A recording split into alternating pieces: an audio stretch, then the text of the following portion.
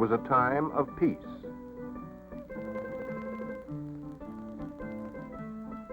And for that time, there was no better place to be, for it was a place of gently rolling land, of unspoiled natural beauty,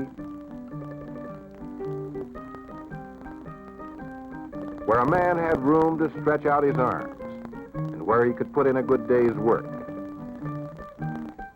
It was a place where cities were beginning to grow, and a person could sense everywhere a feeling of great things come.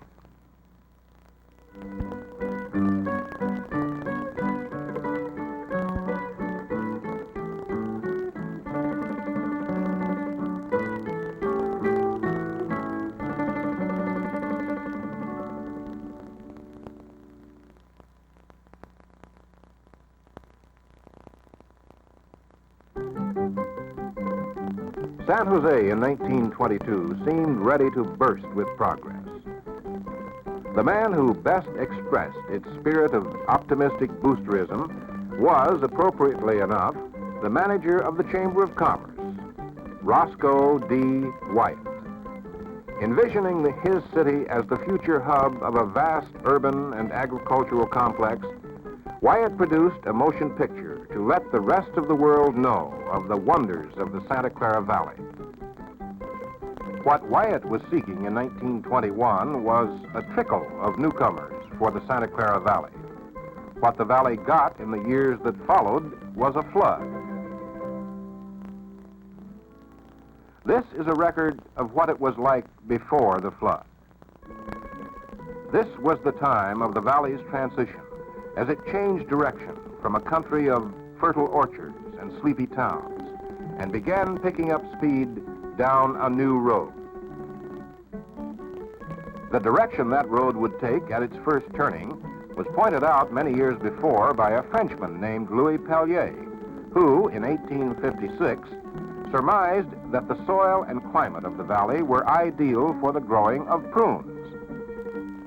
The prune is a special kind of plum, which is picked from the ground after it falls or is shaken from the tree. At harvest time, the success of the prune orchardist often depended on the size of his family, for harvesting was a determined exercise in what later came to be known as togetherness.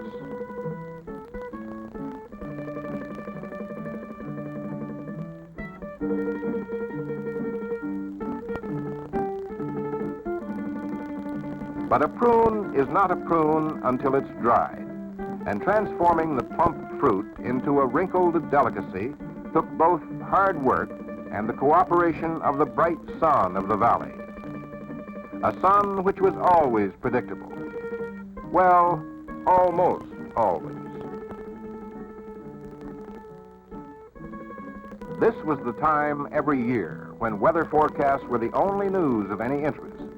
For nobody would ever forget 1918, when a 6-inch rain came with the entire prune crop on the ground.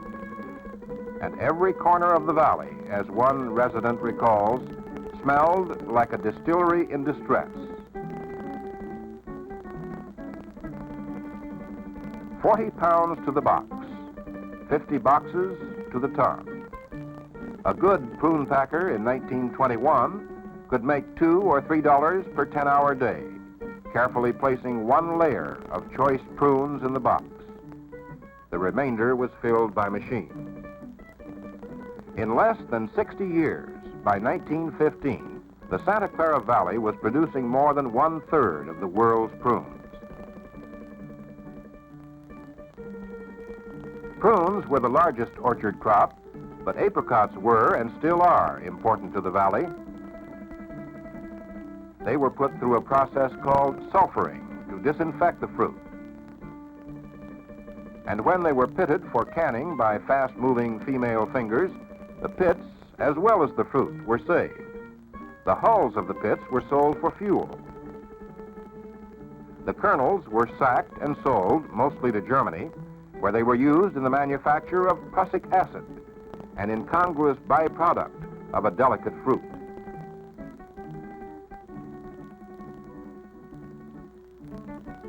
Wherever fruit is grown, canneries are not far away. finding seasonal help posed few problems.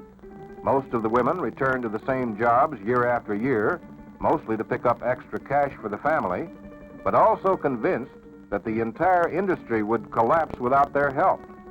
They probably were correct.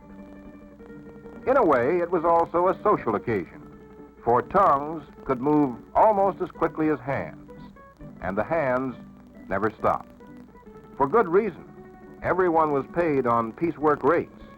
The shift was 10 hours long, and unless the tongue moved more than the hands, a good day could bring $2.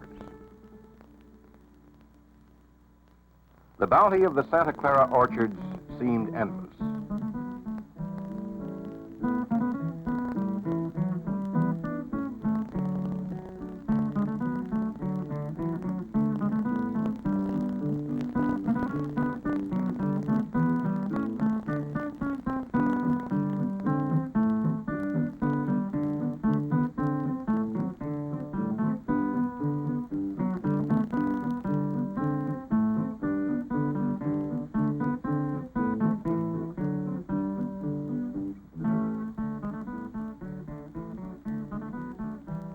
It was work, hard work, involving muscles and bending backs and sweating. White collars were rare, and unless a man had a special talent for adding the columns of figures in the ledgers, he assumed that he was going to make his living by physical labor. The early industry in the Santa Clara Valley came into existence because of agriculture or to serve it. But those who could see a little farther down the road perceived the day when the valley would be an industrial center in its own right and do much more than make prune boxes and can fruit. The road which Louis Pellier and his prune trees had pointed out years ago was approaching another turning. It would be the most drastic turn of all. It was called progress.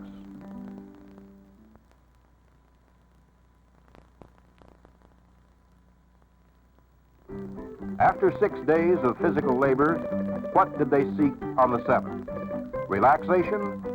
A preposterous idea. The 7th day was as crowded with activity as the other 6.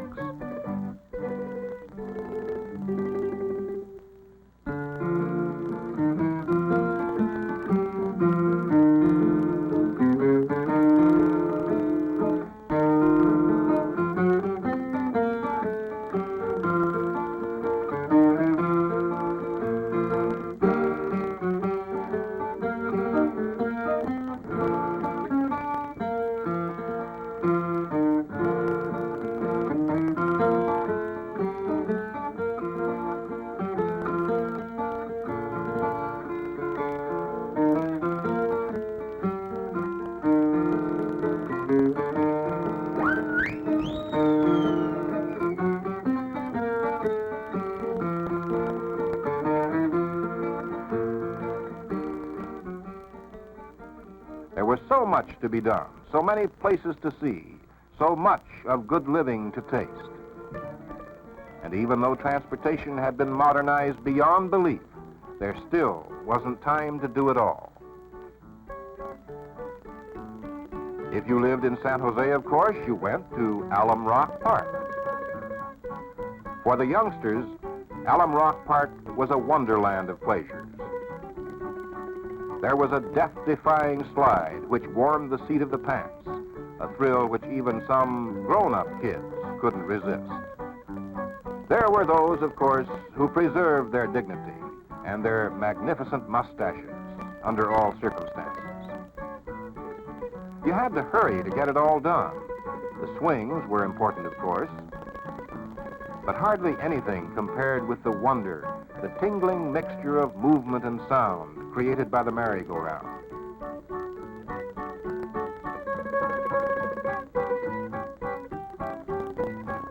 Although with all the activity and the heat, a person just had to finish off the day by visiting that splendid place with the splendid name, the natatorium. It was really an indoor swimming pool, but no one called it that. If you couldn't quite master natatorium, it was proper to use a substitute term almost as elegant, the plunge. And if you were ailing or just feeling a little out of sorts, the water was full of minerals and such, which made it taste awful, but everyone declared it was positively medicinal. The grown-ups could practice what many Americans of later generations have forgotten, the tranquil art of strolling, when you could stop and chat with old friends and get all the news. It was twins for Mrs. Milligan, and poor old Mrs. Gruber, who was at the park just last week, is feeling poorly again, fearful it might be gallstones this time. And the widow Smith, her husband in his grave less than a year, is receiving men collars. You walked about stiffly, feeling hot and compressed in your Sunday best, but it was worth it. This is where you got the important news, the kind the papers didn't print. And in an hour or so, you could collect enough items to last for a whole week across the back fence.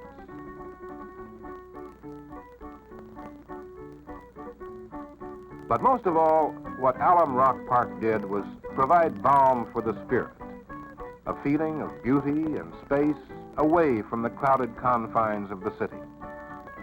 Of course, there were always the gregarious types who liked the city the more crowded it got, particularly when they could squeeze up to the railing on the Santa Clara Street Bridge and watch the boat races. A dam built in 1913 had created what was grandly called San Jose Municipal Lake. Unfortunately, it was even more popular with mosquitoes than it was with boatmen, and in a few years, the plug was pulled on Municipal Lake. Those deprived of its watery pleasures, however, could repair to nearby Gilroy Hot Springs, where, when they weren't transfixed by the hypnotic eye of the camera, the customers could slip into daringly skimpy bathing suits and cavort in water heated by a benign Mother Nature. Gilroy seemed to have had a penchant for water sports in those years, for on the occasion of a rousing festival to celebrate the paving of the streets, the principal entertainment was staged by members of 2 volunteer fire companies.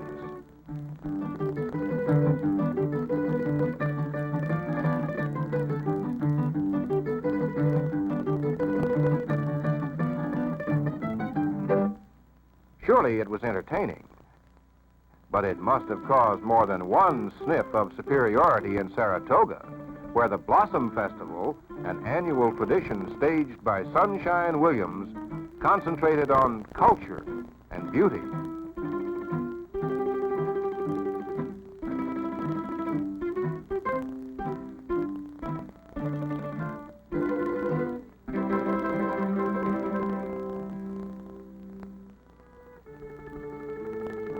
But there were times and places, such as a Sunday in Palo Alto, when life moved at a slower, more stately pace.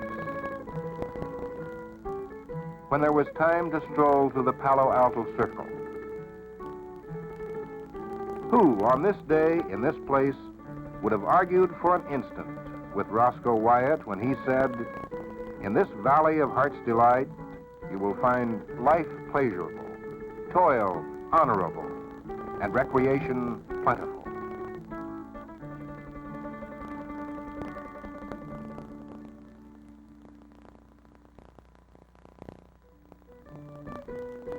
It was hard to believe at that time that it would ever change, that the beauty of Los Gatos Canyon would not endure exactly the same as it had for centuries.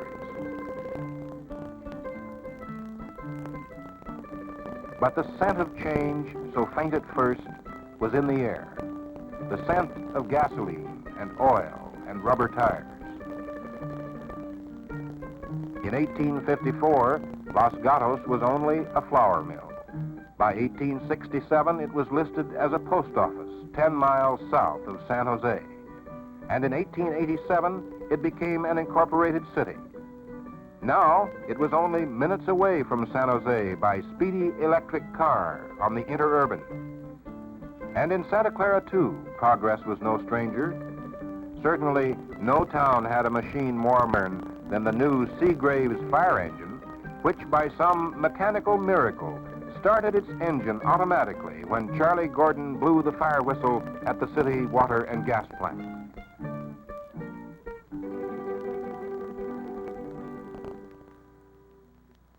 By 1916, Americans felt they finally understood the meaning of that famous phrase, the pursuit of happiness. It was obvious they intended to pursue it in an automobile. Even on the mountain roads, the horse was seen less and less. More and more, the sound of hooves in the distance was being replaced by an ear-shattering roar and clatter and squeal. Cars were changing habits, changing the way of life, and most of all, changing the landscape. On West Santa Clara Street in San Jose, as on so many thoroughfares, the old surfacing wasn't good enough for modern times. Concrete was laid by methods considered the ultimate in technology. Highways were widened and straightened. The steamroller became a common sight as El Camino Real was resurfaced for the motor car. And before long, the advanced units of what was to become a never-ending parade of cars roared down the roads, which would someday be U.S. Highway 101. Getting there was half the fun. The other half was getting back.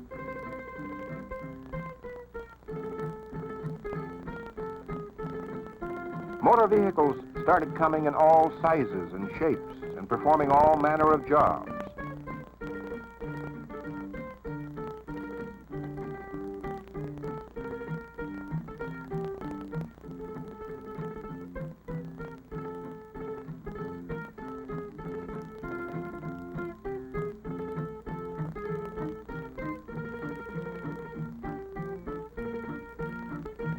Whatever traffic regulations existed in those carefree years were regarded with amused tolerance and completely ignored.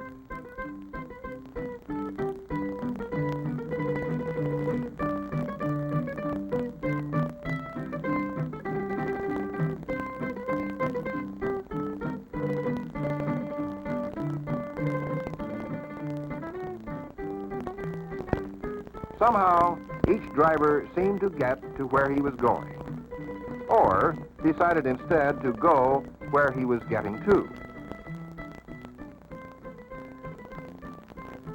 In San Jose, the pace was almost too fast to comprehend. Of course, for those who weren't among the 15,000 auto owners, there was the 1920 version of rapid transit, dubbed the galloping bathtub. It was a time when anything was possible, at least in the imagination. To James Jerome Owen, publisher of the San Jose Mercury, it seemed foolish to hang streetlights when it would be possible, or so he thought, to light the whole city from one giant light tower on Santa Clara Street. Nature lovers protested wild ducks would kill themselves flying into its dizzy heights. Farmers complained the light would keep the chickens awake as far away as Morgan Hill. But by public subscription, $5,000 was raised to build the tower, and on December 13th, the lights were turned on. James Owen was about the only person in town who didn't immediately perceive that it didn't work. Although he persisted in his theory of high light, the city found other ways to lighten dark corners. And although there was a statue of pioneer prohibitionist Henry Cogswell with water fountain attached in the center of town, there were some who didn't share Henry's vision of a watery millennium, who insisted on manufacturing their own potent variations of demon rum, an activity which kept Sheriff George Lyle in the foreground, busy confiscating illegal stills. In the city, the strong arm of the law was symbolized by Police Chief J.N. Black with two of San Jose's finest. Keeping a close watch on their doings was a no-nonsense police reporter for the Evening News, George Millard, who went through life with his hat firmly in place. But there was much besides police activity for the presses of the evening news to print. There was the society page, for instance, containing detailed reports of the meetings of swanky clubs held in the dignified surroundings of the Hotel Vendôme, whose magnificence dated back to the 1880s. And the social highlights at the country club, which, since its construction in 1914, was a focal point for those who indulged in a game becoming very popular among the upper crust, perhaps because of the dashing costumes the player was required to wear. Somehow, it set a man apart. There was news, too, from Santa Clara County government and courts. Housed in buildings so splendid, Roscoe Wyatt didn't expect his audience to believe a mere county could build them. St. James Park was conveniently located just across the street. When a judge ran short of jurors, he would simply dispatch a bailiff to the park to round up whomever had the misfortune to be loitering there. Yes, San Jose was a busy place, a changing, growing place.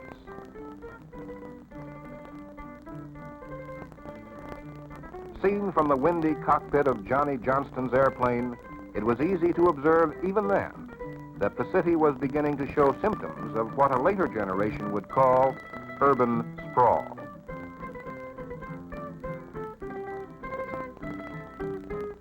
It was the beginning of an age which would change everything.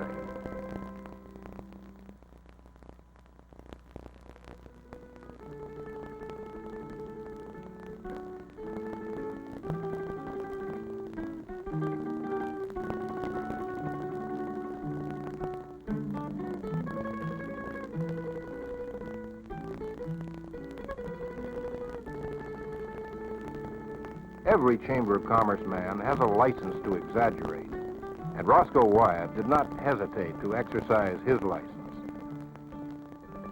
But it is an ironic, and from Wyatt's standpoint, a rather sad fact, that no matter how high-flown his phrases, how flowery his rhetoric, reality outstripped his adjectives.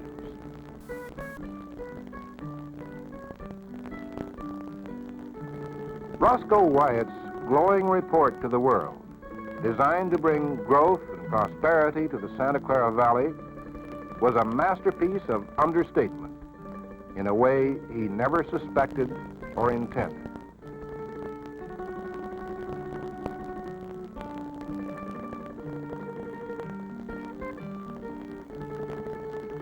On the other hand, he may have known, and in his own Chamber of Commerce vocabulary, may have tried to say that it was, in these years, in the valley he loved, that a time and a place came together, that a few brief golden years arrived,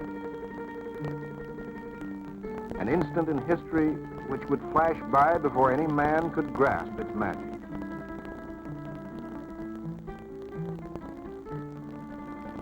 Perhaps he was saying in this film, hold these moments a little longer. Reach out and take them before they fade. Capture, if you can, for only a little while, the joy, the innocence, and the beauty that is here.